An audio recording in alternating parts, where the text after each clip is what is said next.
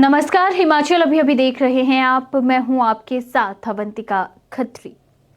इन दिनों हिमाचल प्रदेश में एक मामला काफी तूल पकड़ रहा है। जोगिंद्रनगर की सड़कों से लेकर शिमला की विधानसभा तक ये मामला काफी गूंज रहा है। मामला कांग्रेस नेता और एक अधिकारी के बीच में हुई तू मैं का है। बताया जा रहा है इस मामले के अगर हम शुरुआत में जाए तो ये आरोप लगे थे कांग्रेस नेता पर कि उन्होंने एक अधिकारी को डराया, धमकाया और कहीं ना कहीं मानसिक तौर पर उन्हें प्रताड़ित किया।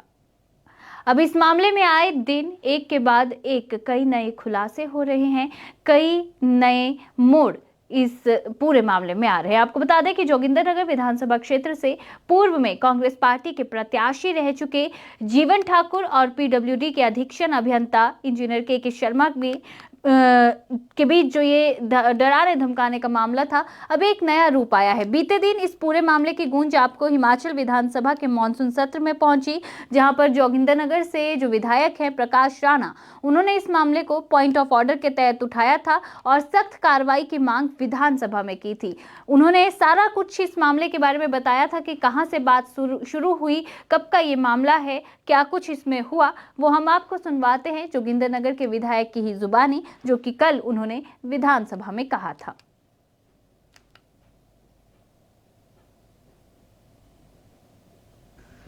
श्री राणा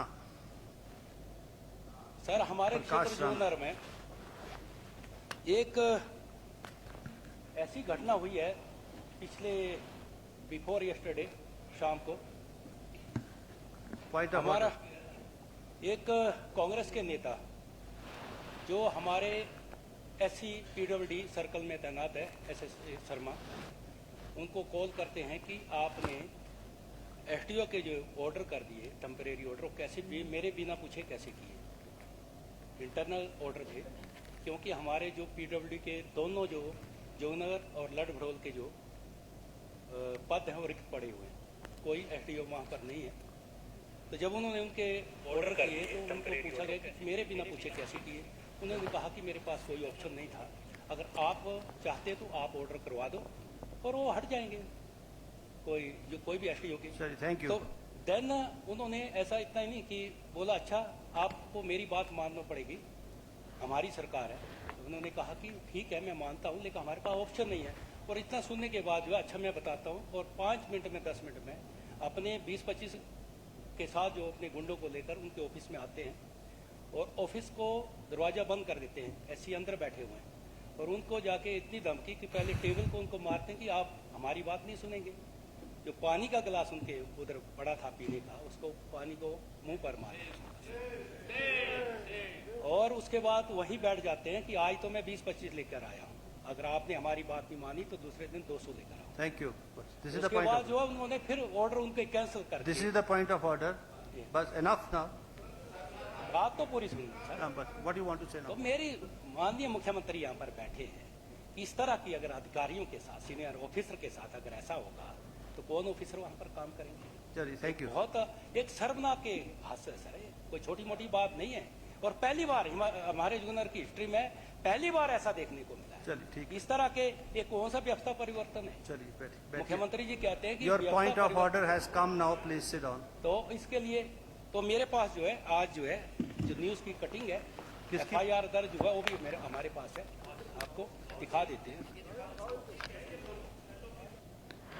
तो सुना आपने क्या कुछ ये पूरा मामला था। जोगिंद्रनगर के विधायक ने इस पूरे मामले को कल विधानसभा में उठाया था। अब जाहिर सी बात है, जब मामला विधानसभा में उठेगा तो गूंज ज्यादा सुनाई देगी। मामले ने तूल भी पकड़ा और मामले के तूल पकड़ने के बाद विधायक के इसमें दखल देने के बाद विधायक के खिलाफ भी बीते दिन ही जमकर नारेबाजी हुई थी। जोगिंद्रनगर की ही बात करें तो प्रकाश राणा के खिलाफ मुर्दाबाद के नारे तक लगाए गए थे और दूसरी ओर कांग्रेस नेता के पक्ष में भी जमकर नारे लगाए गए थे। वो तस्वीर, वो वाक्य भी हम एक बार आपको जरूर दिखाना चाहेंगे।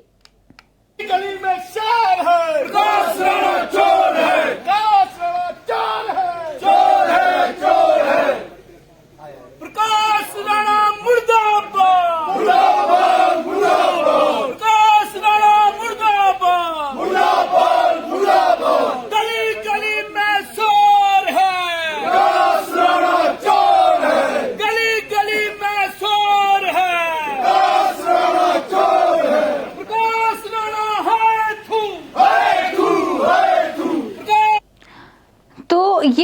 प्रतिक्रिया थी जो कांग्रेस नेताओं की ओर से और उनके समर्थकों की ओर से आपने देखी। विधायक के खिलाफ जबरदस्त नारेबाजी हुई।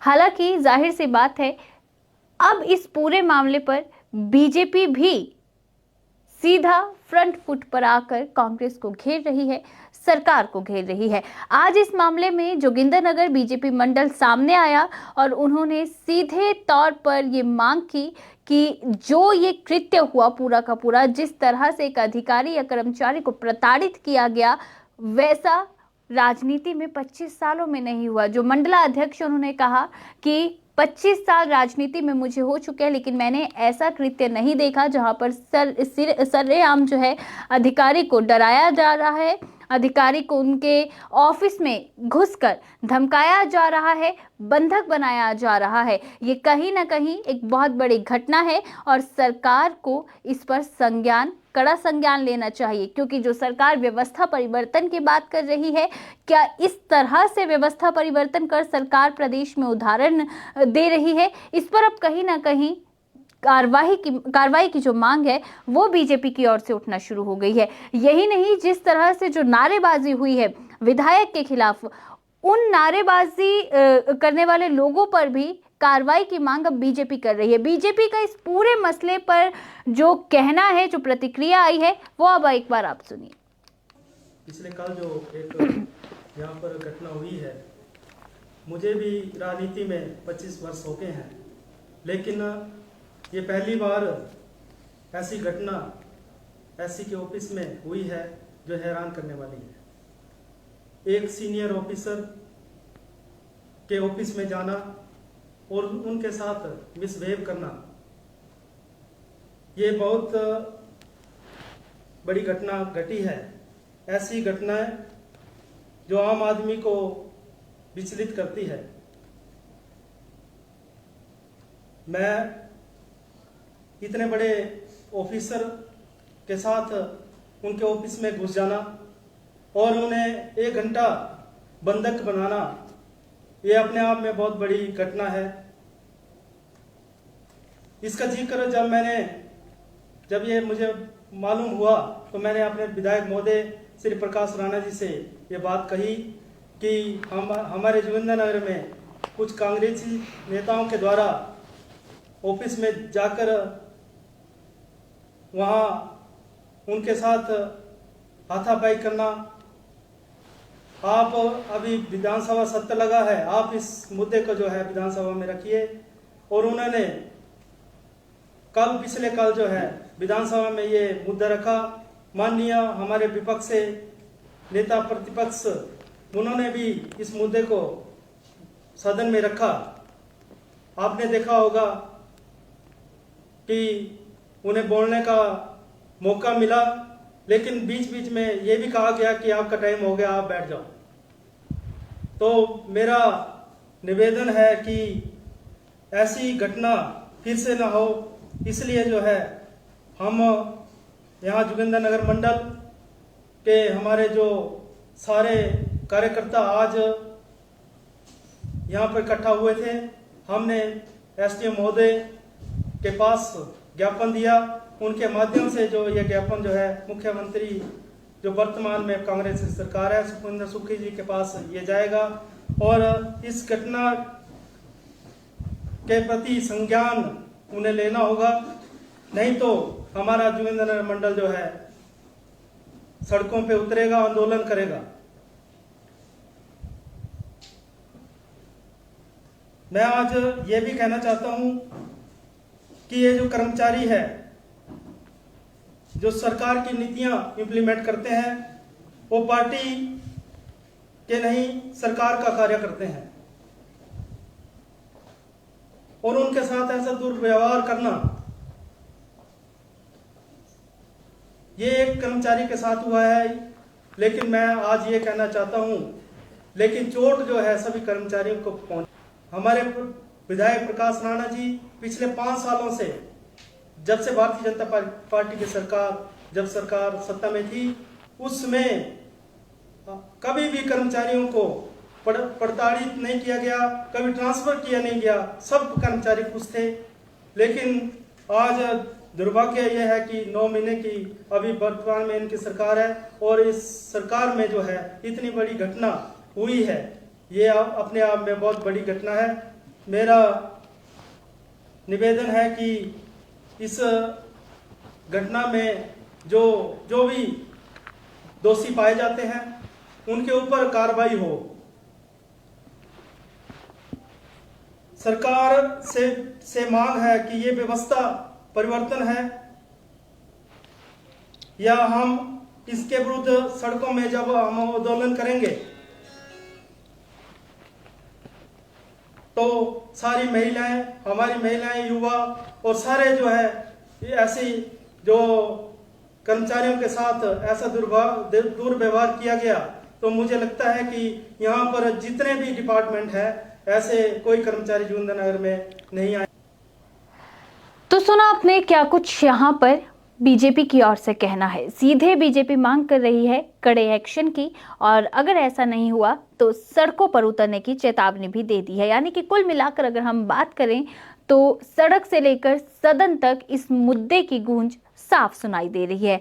हालांकि इन सब के बीच जोगिंदर नगर से कांग्रेस नेता जीवन ठाकुर, जिन पर आरोप हैं अधिकारी को धमकाने के, वो भी सामने आए हैं। उन्होंने अपना पक्ष रखा और उन्होंने साफ तौर पर कहा कि जो आरोप उन पर लगाए जा रहे हैं वो निराधार हैं, बेबुनियाद हैं, केवल उनकी छवि को धूमिल करने के लिए इस तरह के आरोप लगाए जा रहे हैं। उनके साथ बीडीसी सदस्य गए थे, ना कि गुंडे जो कि इस तरह का व्यवहार वहां पर दफ्तर में करे। हाँ, उन्होंने ये बात जरूर मानी कि हो सकता है जोश में थोड़ी जोर से बात हुई हो, लेकिन बाद में मसला हल हो गया था। और साथ ही साथ उन्होंने ये भी कहा कि जिस अधिकारी की ओर से उन पर यह आरोप जड़े जा रहे हैं वो कहीं ना कहीं जयराम ठाकुर यानी कि पूर्व मुख्यमंत्री के करीबी हैं। क्या कुछ कहा है वो आपको सुनवाते हैं। माननीय विपक्ष के नेता जयराम ठाकुर ने भी ये मुद्दा वहाँ उठाया, तो ये मुझे मालूम है कि ये जयराम के परिवार के साथ, जयराम के साथ इनके पारिवारिक संबंध है, और यही कारण हुआ कि जो हमारी किसी पब्लिक के डिमांड, पब्लिक के लोगों का काम करने के लिए जब बात होती है तो उस दिन कहते हैं कि ये हमारे साथ हाथापाई की, वो किया। तो हमारा जो पुलिस स्टेशन है वो एससी ऑफिस से लगभग 100 मीटर की दूरी पे है। उस दिन कोई कंप्लेंट नहीं, दूसरे दिन कोई कंप्लेंट नहीं, दूसरे दिन दोपहर बाद कंप्लेंट कर रहे हैं मैनिपुलेट करके। और B&R ऑफिस में, PWD के SC ऑफिस में मेरे हिसाब से ज़्यादा 30-40 लोग कार्यरत हैं, और उनके सुपरिटेंडेंट बिल्कुल फ्रीक्वेंटली वहाँ आए गए, PN फ्रीक्वेंटली आया गए, और हमारा ये सब सारी समस्या का समाधान हुआ। उन्होंने कहा ठीक है हम इस SDO को बदल देते हैं, बदल दिया, और हमारी सौहार्दपूर्ण बात हुई। ठीक है, उससे पहले कुछ हमारे कार्यकर्ता हैं, उन्होंने कहा कि हमारे साथ ऐसा व्यवहार हो रहा है, तो जोश में बात की, लेकिन इसमें कोई जो है बदतमीजी की कोई भाषा यूज नहीं हुई। तो ये उल्टा उन्होंने कहा कि भी इन सब हमारे युवाओं को कि आप लोगों को ठेकेदारी करनी है। तो और उसके बाद जब लंच के दौरान जब वहाँ लंच करने कल आए तो इनको रोका गया, कहा कि तुमको मैं देख लूँगा कैसे तुम ठेकेदारी करेंगे। 22 करोड़ की LOC इस सर्कल में SC के द्वारा आई है, और SC के द्वारा हमने ये भी कहा कि बंदर बांट क्यों हो रही है, जोगिंदरनगर के साथ भेदभाव क्यों हो रहा है, क्यों जोगिंदरनगर को LOC कम दी जा रही है। तो ये सब चीज़ें पता है कि कुल्लू में इनका पर्दाफाश हुआ, कुल्लू में इन्होंने जो पुल गिरा उसमें इरेगुलरिटीज़ पाई गई, आप सब जानते हैं, और यहाँ पे भी मेरी ये बारी आने वाली है। तो ये जो इरेगुलरिटीज़ हैं फंड्स डिस्ट्रीब्यूशन में, why it is there? Also this was question from my side with the SC। तो इन सब चीज़ों से वो मुझे लगता है, और शायद अपने इन सब कमियों को छुपाने के लिए, और मुझे या मेरे साथियों को राजनीतिक रूप से डैमेज करने के लिए ये, और जो हमारे कुछ राजनीतिक मित्र हैं उनके बहकावे में आकर के ये शायद आगे बढ़े हैं।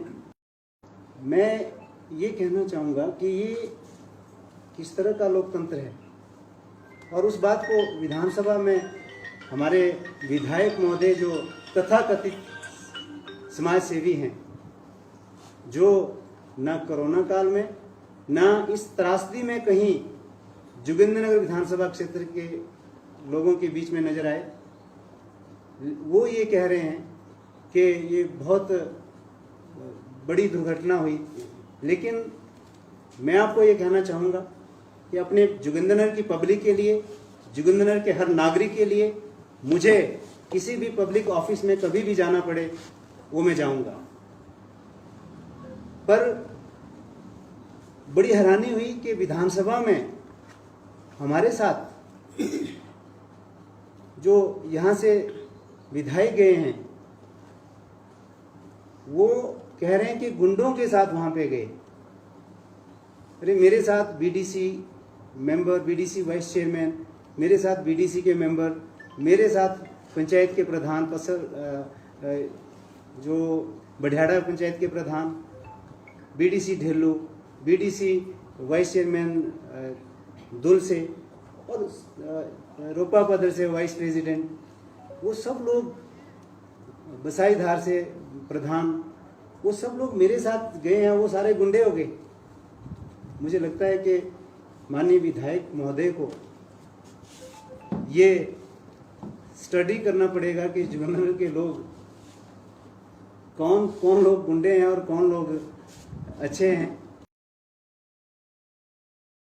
क्या कुछ कांग्रेस नेता की ओर से इस पूरे मामले पर सफाई दी गई है। हालांकि कुल मिलाकर बात करें तो ये मसला काफी ज्यादा गंभीर हो चुका है, क्योंकि कांग्रेस नेता के खिलाफ थाने में मामला दर्ज हो चुका है, एफआईआर लॉन्च हो चुकी है। दूसरी ओर बीजेपी ये कह गई है कि अगर सरकार इस मामले में कड़ी कार्रवाई नहीं करती है तो वो सड़कों पर उतरेगी। और तीसरी ओर जो कांग्रेस नेता की ओर से आरोप लगाए जा रहे हैं वो भी संगीन है। उनका सीधे तौर पर कहना है कि उनकी छवि को धूमिल करने के लिए जानबूझकर उनके खिलाफ साजिश रची गई है। हालांकि मामला बड़ा बन चुका है और अब देखना यह है कि आने वाले दिनों में इस मामले में और क्या नए मोड़ आते हैं। खैर, हमने शुरू से लेके अंत तक आपको इस पूरे मामले में जो कुछ हुआ वो जानकारी देने की कोशिश की। आप अब इस मामले में अपना पक्ष जरूर रखिए और बताइएगा जरूर आपको क्या लगता है, दोनों और से ज्यादा दोषी आपको कौन लग रहा है। क्या आपको लग रहा है कि कांग्रेस नेता की यहाँ पर गलती रही है, या आपको लग रहा है कि जिस तरह से आरोप लगाए जा रहे हैं कि कहीं ना कहीं राजनीतिक द्वेष की भावना से उन पर ये कार्रवाई हो रही है, वो उस तथ्य से आप सहमत है। जरूर राय रखिएगा। और इसी के साथ फिलहाल अभी मैं आपसे लेना चाहूंगी इजाजत। नमस्कार।